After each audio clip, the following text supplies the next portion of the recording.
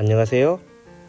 오늘은 우리가 악보를 기입할 때 쓰는 기보법에 대해서 하나씩 알아볼까 합니다. 우선 기보법을 얘기하기 전에 중요한 개념을 하나 설명하도록 할게요. 음악은 하나의 언어라고 먼저 생각을 해야 됩니다. 우리가 어떤 말을 하기 전부터 음악은 부족들을 부른다거나 하면서 쓰였던 하나의 언어였었죠.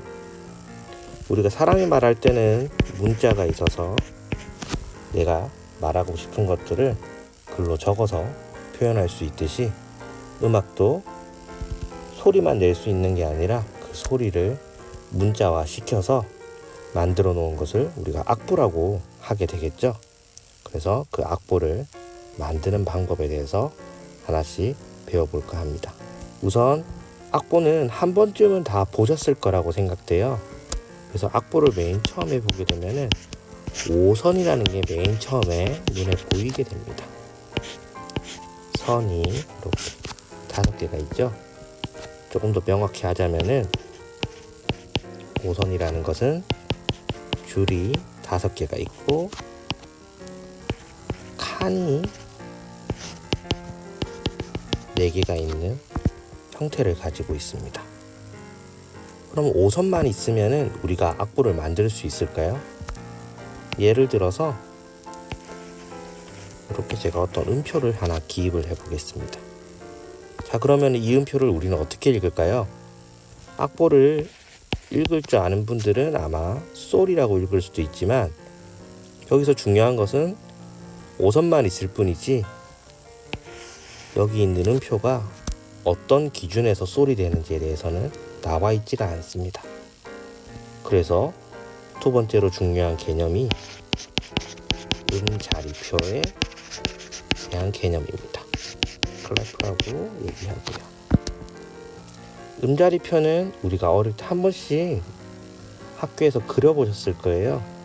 여기 보이는 높은 음자리, 낮은 음자리, 그리고 얘는 처음 보는 친구일 수도 있습니다. 자, 우선 높은 음자리부터 한번 설명을 해볼게요. 높은 음자리, 트래블 클래프라고도 얘기하고요. 그 다음에 G 클래프라고도 얘기합니다. 자, 그러면은 왜 높은 음자리에서는 여기 보이는 친구가 왜 도가 될까요? 자, 여기에는 이름에 해답이 있습니다. 조금 높은 음자리를 확대해서 보도록 할게요.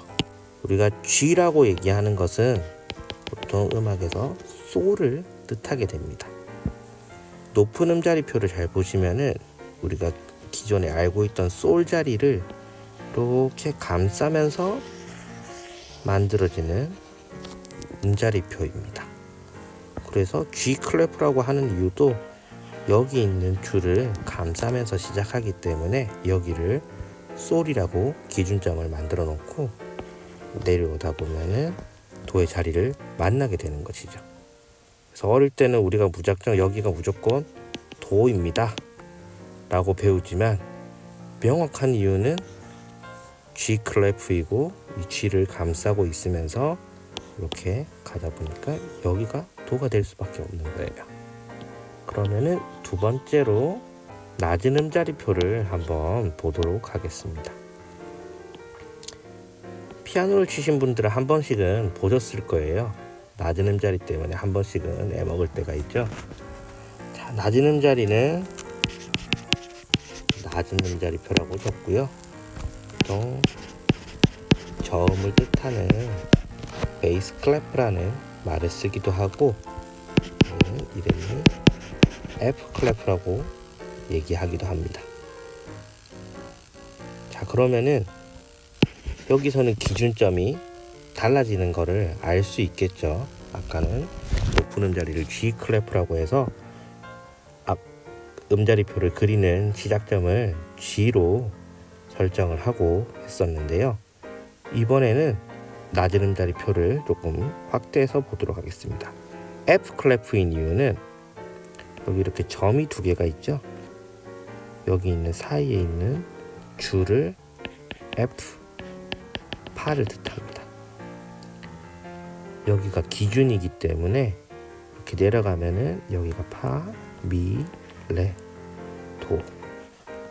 여기가 도 자리가 되고요. 제가 그려놓은 이 친구도 같은 도입니다. 그래서 우리가 어릴 때 피아노 학원 같은 데서 배울 때는 낮은 음자리는 라가 도야 라고 배우는데, 사실 이거는 높은 음자리를 기준으로 했을 때 얘기하는 것이고요. 악보가 그려진 상태에서 음자리표가 이렇게 그려진 상태에서 봤을 때 이 점의 두 개 사이가 파가 되기 때문에 이렇게 읽게 되는 것입니다. 그래서 우리가 F 클래프라고 얘기하기도 하고요. 그래서 좀 우스갯소리지만 낮은 음자리를 이렇게 그린다고 생각해 볼게요. 만약에 이런 방식의 낮은 음자리표가 있다면은 아마 여기가, 이걸 F 클래프라고 한다면은 여기가 F가 될 겁니다. 그러면은 여기가 도 자리가 되겠네요. 네, 이런 방식도 만들 수는 있겠죠. 하지만 우리가 일상적으로 쓰지 않으니 크게 신경 쓰지 않으셔도 됩니다. 자, 그리고 아까 하나 궁금했던 점이 이렇게 생긴 모양인데요. 이거는 가온 음자리표라고 얘기합니다. 아마 처음 보는 분들도 있으실 것 같아요. 보통 첼로나 비올라 같은 악보들 보면은 이런 식으로 그려져 있는 경우가 많습니다. 그러면은 얘 이름을 한번 살펴볼게요. 이 친구의 이름은 그냥 가온 음자리라고 얘기하고 C 클래프라고 얘기를 많이 합니다. 그러면 이 C가 뜻하는 것이 뭔지 먼저 찾아야겠죠. 아까 얘기한 것처럼 제가 C 클래프라고 얘기하는데, C는 우리가 음자리로 봤을 때 도 자리를 뜻합니다. 여기 잘 보시면 요렇게 그려져 있죠. 그래서 여기 지금 맞물리는 점, 여기가 도입니다. 조금 어려우시죠? 우리가 맨날 시라고 보던 거를 제가 도라고 읽다 보니 조금 어렵게 느껴질 수도 있습니다. 왜 이런 식으로 음자리표들을 여러 개를 만들게 되냐면, 우리가 음역대를 나눴을 때 모든 악기가 동일하게 높은 음자리를 보고 있다면은 실제로 소리가 나는 것은 그 위치가 아닐 것입니다. 각 악기가 가지고 있는 음역이 있겠죠. 네, 소프라노, 알토, 테너 이런 식으로요. 음역이 있기 때문에 각 악기에 맞는 음역대에 따라서 악보를 다르게 기입해야 될 거고요. 그래서 이렇게 가온 음자리표까지 나오게 됩니다. 그 외에도 가온 음자리를 쓰는 방식은 여러 가지가 있고요. 그 다음에 드럼이 보는 뉴트럴 클래프 같은 이렇게 생긴 모양이 있습니다. 막대기 모양으로 이렇게 드럼이 보는 악보들도 음자리표를 표시할 때 쓰는 방식이 있고요. 자, 그러면 여기서 하나 재밌는 것만 알려드리겠습니다. 왜 G 클래프는 이렇게 생기고 F 클래프는 이렇게 생겼고, 그 다음에 C 클래프. 자, 우리가 영어를 잘 보다 보면은 조금 답이 보일 거예요. 이 G가 이렇게 잘 보시면은 G를 잘 감아 놓은 것처럼 보이실 거고요.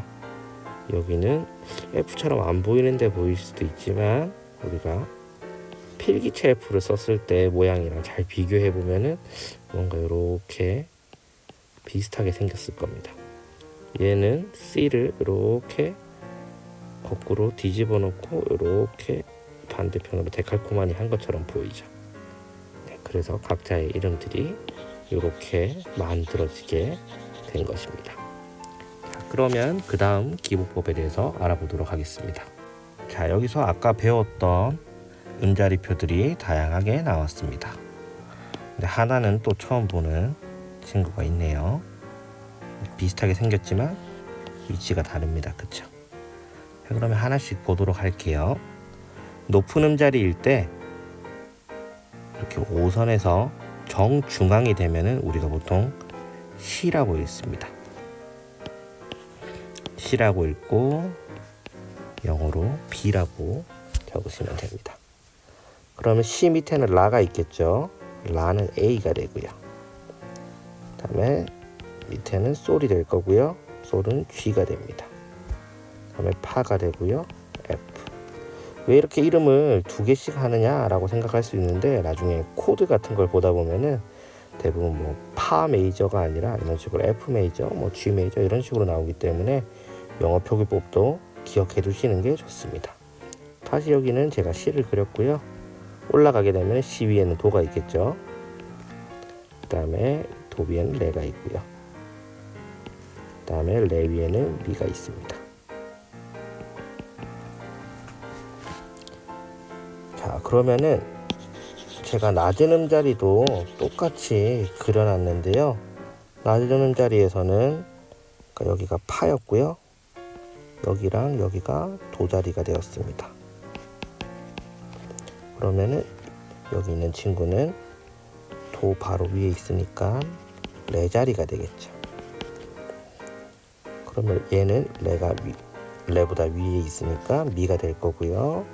얘는 파, 얘는 솔, 얘는 레, 도, 시, 라가 만들어질 겁니다. 이렇게 음자리표가 바뀔 때 어떻게 음표들이 되는지도 직접 기입을 해보시면 좋습니다. 자, 가운 음자리 왔는데요. 여기 같은 경우는 지금 딱 중간에 만나는 점이 제가 도라고 얘기했죠. 그래서 여기가 도가 됩니다. 그러면 당연히 얘가 레가 되고요. 미, 파, 다시 얘가 도, 시, 라, 솔. 그래서 제가 지금 이렇게 다 똑같이 그려놨는데 음자리표에 따라서 읽는 방식이 바뀌게 됩니다. 자, 여기 같은 경우는 지금 가운 음자리인데 우리가 보통 여기 있는 거는 첼로가 많이 쓰는 음자리표고요. 여기는 이제 비올라라는 바이올린보다 조금 더 크게 생긴 악기가 보는 음자리표입니다. 같은 가운 음자리고요. 대신에 기준이 되는 위치가 여기가 도가 됩니다. 그러면은 얘는 라가 되겠네요. 그쵸? 그 다음에 얘는 솔, 파, 미. 조금 헷갈리시는 분들은 우리가 기존에 알고 있던 음에서 하나 높다라고 생각하시면은 그러면 찾기가 더 쉬우실 거예요. 그러니까 이런 식으로 음자리표에 따라 음표를 읽는 기준이 바뀐다는 것을 알게 되었습니다. 그 다음으로는 음표와 쉼표를 기보하는 방법에 대해서 알아보도록 하겠습니다. 자, 여기도 다들 한 번쯤은 보셨을 거라고 생각됩니다. 한 개씩 보도록 할게요.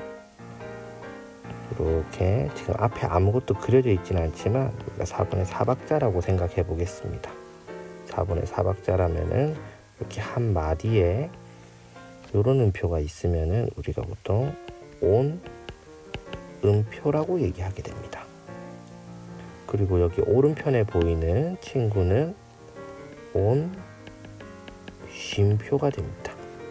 잘 보시면은 이렇게 모자가 거꾸로 있는 모양을 우리가 온 쉼표라고 합니다. 온음표는 총 4박의 길이를 가지고 있고요. 온 쉼표 역시 4박의 길이만큼 쉰다는 뜻을 가지고 있습니다. 그러면 밑에 있는 여기 보이는 짝대기가 있는 친구는 2분음표라고 얘기를 합니다. 그리고 옆에 아까 본 거랑 비슷하게 생겼는데요. 친구는 그냥 모자 모양으로 생긴 2분 쉼표가 됩니다. 쉽게 말해서 2박을 연주한다든지 2박을 쉰다는 뜻을 가지게 되겠죠. 색칠이 되어 있으면서 축이 있는 이 음표는 4분 음표라고 얘기를 합니다. 그리고 얘는 4분 쉼표가 되겠죠. 그리고 색칠이 되어 있고 축에 깃까지 같이 달고 있는 친구는 8분 음표라고 얘기하게 됩니다. 그럼 이 친구는 당연히 쉼표겠죠. 8분 쉼표. 우리가 흔히 반박자라고 얘기하게 됩니다. 근데 이 8분음표는 조금 특이하게도 두 개가 같이 있을 때는 이렇게 이어주는 모양을 같이 그려주게 됩니다. 그래서 이것도 똑같이 8분음표가 하나하나씩 있는 음표가 됩니다. 그리고 마지막으로 색칠에 축이 있고 깃이 두 개가 있는 것을 우리는 16분음표라고 이야기합니다. 그러면 당연히 이 친구는 16분 쉼표가 되겠죠. 여기 보시면은 8분음표가 하나였는데 이렇게 두 개가 같이 있는 거에 16분은 쉼표입니다. 16분음표도 두 개가 되었을 때는 이렇게 세로줄이 두 개가 들어간 형태로 붙여 놓을 수 있습니다. 자, 오늘 수업 마지막으로 5분음표, 4분음표, 2분음표 이런 것들을 배워봤는데요. 여기 이름에 대한 유래도 한번 알아보도록 하겠습니다. 2분음표 같은 경우는 우리가 두 박으로 알고 있죠. 그래서 우리가 보통 음악은 4분의 4박자를 기준으로 많이 얘기하게 되는데 한 마디에 총 4박이 들어가야 되는데 이 음표는 딱 두 개가 들어가면은 4박이 채워지겠죠. 그래서 2분음표라고 얘기를 하게 됩니다. 왜냐하면 두 개가 들어가면은 꽉 차기 때문이죠. 자, 그러면은 우리가 이름 중에 많이 헷갈려 하는 게 이렇게 색칠이 되어 있는 4분음표겠죠. 그냥 1분음표라고 얘기하면 되는데 왜 4분음표가 되었을까요? 한 마디에 4박이 들어간다고 봤을 때 이 모양이 4개가 들어가야지 4박이 만들어지기 때문에 4분음표라고 이름을 짓게 됩니다. 그러면은 더 재밌는 거는 이렇게 8분음표가 8개가 있으면은 4박이 되니까 8개가 들어가야지 4박이 만들어지기 때문에 얘는 8분음표가 될 거고요. 그러면 아까 마지막에 배웠던 깃이 2개가 있는 이런 음표는 한 마디가 4박이라고 봤을 때 16개가 들어가게 되겠죠. 그래서 16분음표라고 많이 얘기합니다. 물론 쉼표도 마찬가지고요. 그리고 오늘 배우지는 않았지만 이런 식으로 깃이 3개가 있는 것들도 있습니다. 그러면은 16에서 더 쪼개서 부르는 거니까 32분은 음표가 되겠죠. 네, 이런 식으로 오늘은 기초적인 기보법에 대해서 알아봤고요. 다음 시간에 조금 더 다른 방식의 기보법들을 익혀보도록 하겠습니다. 감사합니다.